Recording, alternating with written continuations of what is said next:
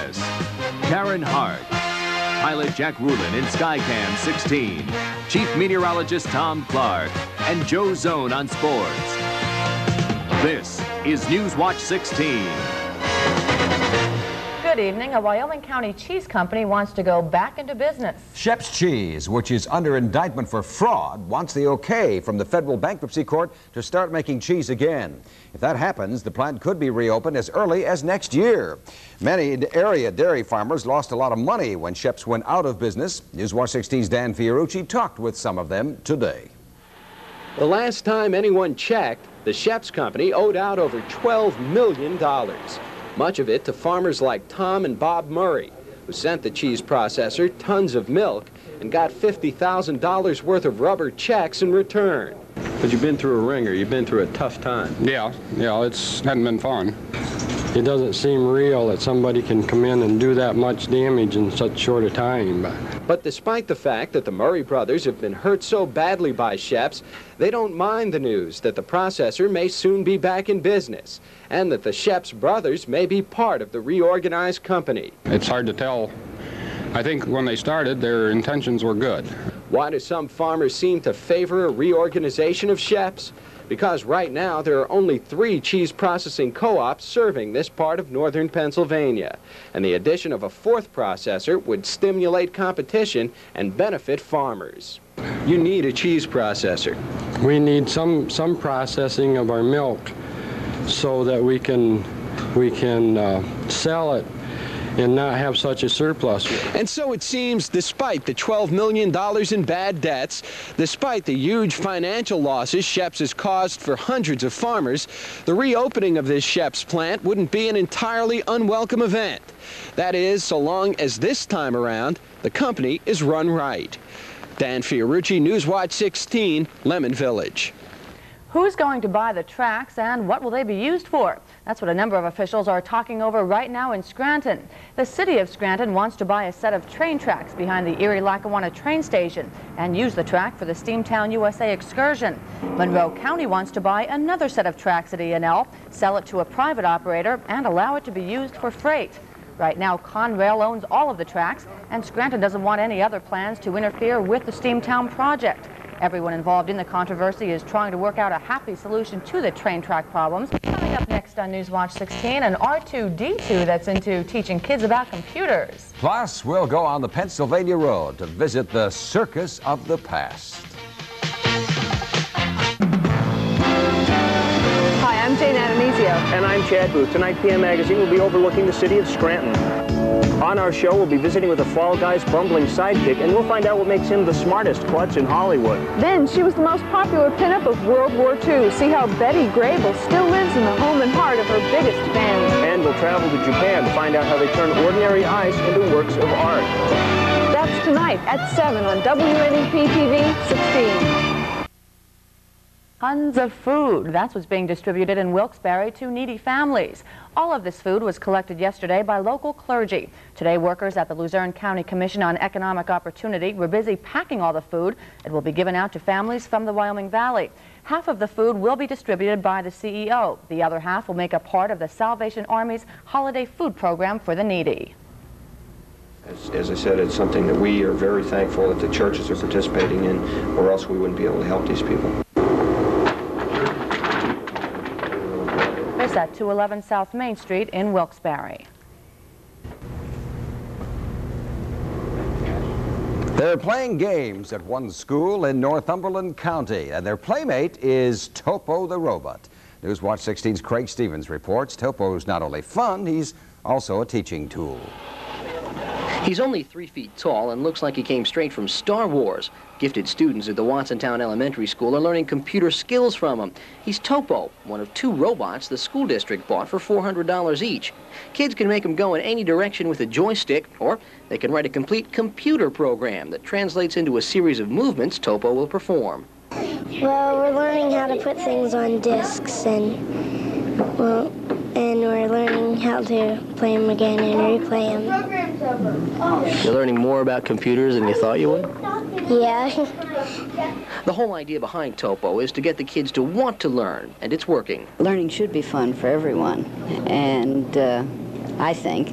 And that's what we mainly want to do with these children, is make it fun. As students get better at writing programs, Topo's movements become more elaborate, helping the kids enter the computer age. What do you want to do eventually when you grow up? I want to be a pro football player.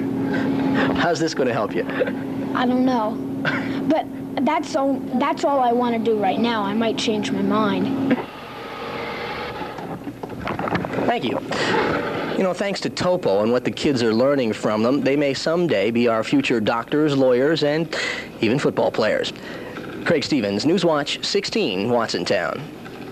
Newswatch 16's chief meteorologist, Tom Clark, is next with the forecast. And the question on everybody's mind, Tom, we got a lot of rain. How much did we get? Well, it's just over an inch in most places up to this point, but if this were snow, we'd have a blanket just about a foot deep out there now. But I'll be outside when we come back, splashing about to tell you if the rain's going to change to snow.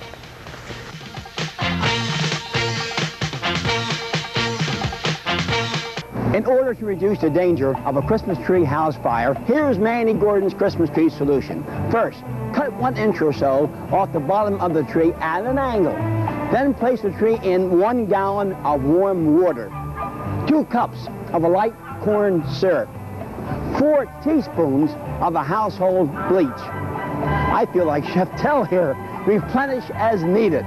Enjoy, enjoy a happy holiday season. It seems those of you who have more this Christmas are spending more when it comes to gifts. Newswatch 16's Mark Davis reports that for some, that spending includes gifts that won't fit under the Christmas tree. The pinball machine gift business is scoring big this holiday season. Here at the Automatic Cigarette Machine Company in Plains Township, refurbished pinball machines and jukeboxes are sold to the public every year around Christmas. It's been fantastic. Yeah, we're doing triple we did last year. It surprises Fred Wilkie that people are spending from $150 to $700 for pinball machines and jukeboxes as Christmas gifts. Fred Wilkie tells me possibly one of the big reasons for the popularity of these big games this Christmas is that they're really an investment. That if you buy one and say your kids and you get tired of it after a couple of years, you can usually turn around and sell it again to someone else pretty quickly and get most of your money back. And that also holds true for these jukeboxes, which go for about $500.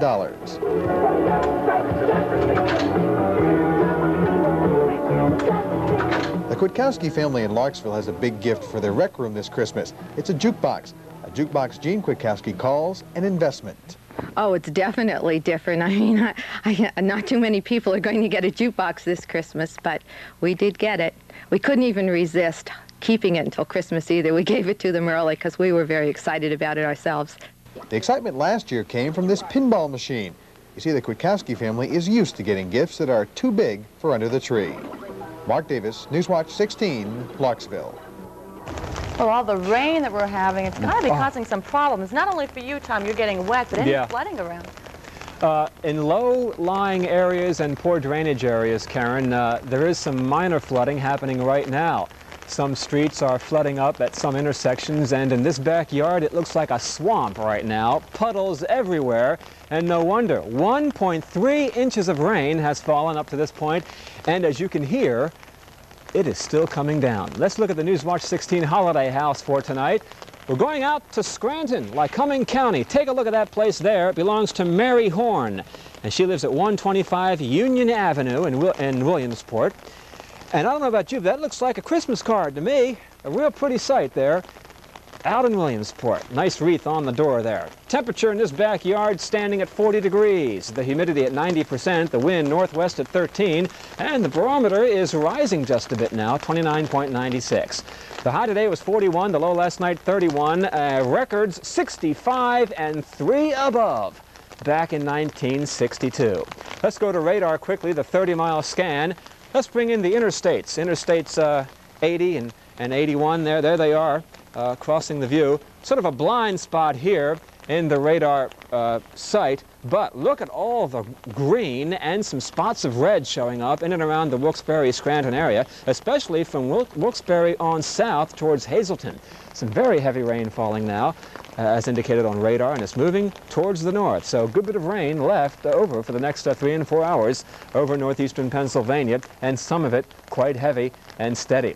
Newswatch 16's color satellite photograph shows the culprit on the eastern seaboard, a giant storm system. Look at the swirl of clouds around it. But come down to Florida. Monday night football tonight down at Tampa.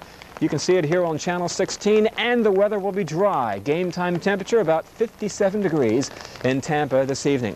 But this is a strong storm system. 18-foot waves off the coast of New Jersey earlier today. This storm moving up towards New England, where they've had some freezing rain most of the afternoon. But this storm does not have a whole lot of cold air behind it, so this rain will not change to snow overnight. Roads will stay wet. There will not be any ice.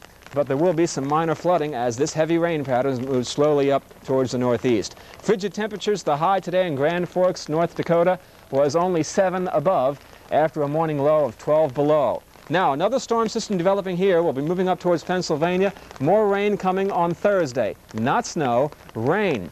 But 1.5 feet of new snow out in the mountains of Idaho last night. They have avalanche warnings out tonight in the mountains of Idaho. But for us, let's go to the forecast for tonight. We just have some minor flooding. As a matter of fact, there is a flash flood watch that has been issued by the National Weather Service for Schuylkill County. So folks living down around the Pottsville area, be on the alert to some minor flooding of some streams and low-lying areas, and in other areas as well. Some minor flooding. Temperatures tonight holding about where they are now, upper 30s to near 40. Tomorrow, a cloudy day, a breezy day. This rain should end by 8 o'clock in the morning. Temperatures tomorrow getting up into the low to mid 40s. And your health watch should show the reflection of cloudy skies tomorrow with an average index on your mood. So try to think positive if you can. Here we go. The rain tonight, the fog in the mountains, 38. Cloudy tomorrow, mostly dry for your Tuesday. Cloudy on Wednesday, a dry day. More rain coming in on Thursday. Some sunshine on Friday. Temperatures staying near the 40-degree mark during the day. So heavy rain through the evening hours, ending by between about 4 and 8 a.m. And I'm going to come in and dry out. I think you better. You better, yeah. Okay, Tom. Thank you. Next inside on Newswatch 16, Joe Zone has the first Super 16 basketball lineup of the season. wnep-tv presents a special holiday program for you and your family on Christmas Eve. NEP Christmas All Night will feature our area's finest choral groups singing holiday carols all night long. WNEP invites you and your family to celebrate Christmas on NEP Christmas All Night, beginning at midnight Christmas Eve, here on Channel 16. Well, the hunters got wet again today. Boy, right, did Joe? they. Yeah, this is one of the big days because a lot of venison, a lot of meat for the table comes out of the doe season, and a lot of people are disappointed today. Today's doe season go down as one of the worst in terms of weather that I can remember. It is so bad that several hunters have called me to ask about a possible third day. The season, as you know, is scheduled to close tomorrow, but with hunter pressure cut back so severely by the rain, it is possible, only possible, that the Commission might consider an extension. At this point, they have not extended it, and I would not count on it. High school basketball season is 3 weeks old now. That's given us a pretty good chance to put together our first basketball poll for the year, the first Super 16. Again, it's tough to come out and say that these are the best 16 teams in the area. Still, we think that when it is all over, most of these teams are going to be right in it. Let's take a look at the first 16 of the year. Number 16, Bishop O'Hara. They are right now 3-1. At number 15, undefeated in their first 5 games, the Athens Bulldogs. Number 14 hails from the Wyoming Valley, the Lake Lehman Black Knights. Number 13 and 3-0, the Scranton Prep Cavaliers. Now, the Panthers of Panther Valley are 12th with a 5-1 record. Number 11, the Carbondale Area Chargers. They are 5-1 so far. Opening the top 10, the Vikings of Allentown Central Catholic. They are carrying a 5-1 record. Our number 9 team, the Valley View Cougars, they stand at 5-1. At number 8, Northern Lehigh, the Bulldogs are on their way to their 4th straight Centennial League title with a 5-0 record. Number 7, the Red Raiders of Shamokin Lourdes Regional. They are 4-1. The Bishop Hoban Argents are 6th with a 6-0 record. Number 5 is the Nanticoke Trojans. They've won all 4 of their games so far. Number 4, Tamaqua, the Blue Raiders were the state runner-up in AA last year and are 5-1 so far this year. Pottsville, the Crimson Tide at 6-1 is our number 3 team. Number 2, the Northwest Rangers, last year's Class A state champ and also the defending Super 16 champs. The Rangers are 5-0 so far. And to open up our first week, leading the pack, Williamsport. Let's hear it. That'll get rid of those dumb letters. They are 6-0, and I'll get them now from everybody else, I suppose. College football, all East team is out. Wilkes-Barre, Harry Hamilton is on it. Hamilton, a former Nanticoke star, is a senior at Penn State. I thought one of the top defensive backs in the country. Also from Penn State, Kenny Jackson, at wide receiver. Pitt has 3 guys on that team. Lineman Bill Freilich, Bill Moss, and Jim Sweeney. And finally, Howard Schnellenberger, who's getting 5th-ranked Miami, ready for top-ranked Nebraska in the Orange Bowl, says garbage to reports that he's leaving Miami to coach to the USFL. No way, says Schnellenberger. Coaching at Miami, he's talked with some pro people, but has not signed a thing with them. That's all of it. Give tonight your best shot. See you after the Green Bays and the Tampa Bays. Monday Night Football. Is that going to be an exciting game tonight? I would say probably not, but we will have to wait and see. There's a record coming, right? A kicking record? Yes. I understand, right? From That'll be fun to watch. Green Bay's part. Okay, we'll see it, and then we'll see you after the game. And Mike Stevens takes us on the Pennsylvania Road next. We'll travel into the past to see a child's delight. 'Twas the night before Christmas, and all through the TV station, Chad, Jane, and Miss Judy were preparing a big celebration. It will be a memorable Christmas, they said, beginning at 7, with a PM Magazine special that'll take you to heaven. Then at 7:30, Miss Judy will be your host for a Hatchy Malachi Christmas special that'll give you the most holiday cheer that will fill you with glee all Christmas night on WNEP. And finally tonight, we take a trip back in time to the tiniest of the big tops. Our man on the Pennsylvania Road, Mike Stevens, found a little something in Sunbury to excite children of all ages. Circuses with their exotic animals and all are among the neatest things I know of. They have been around for centuries, and their purpose has always been to provide us with thrills, some fun, and a lot of chills.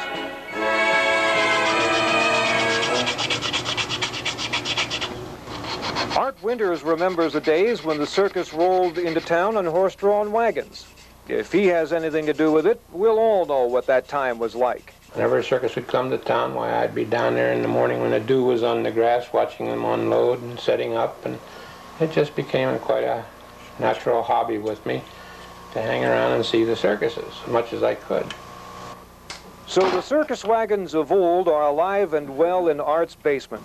Wagons which once carried names like Hagenbeck and Wallace, Cole, Christiana, now carry the name Winter Circus in a 1/4-inch scale. Many of them just sat on vacant lots and rotted up over the period of years.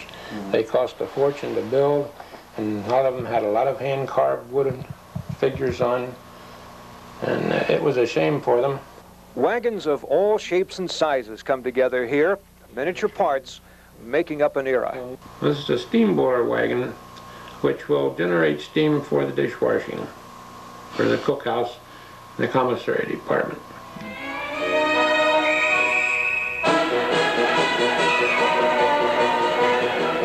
Once in a while, Art takes his wagons out of the basement to show off. The circus of old shows up on parade just like it did when Art was a boy.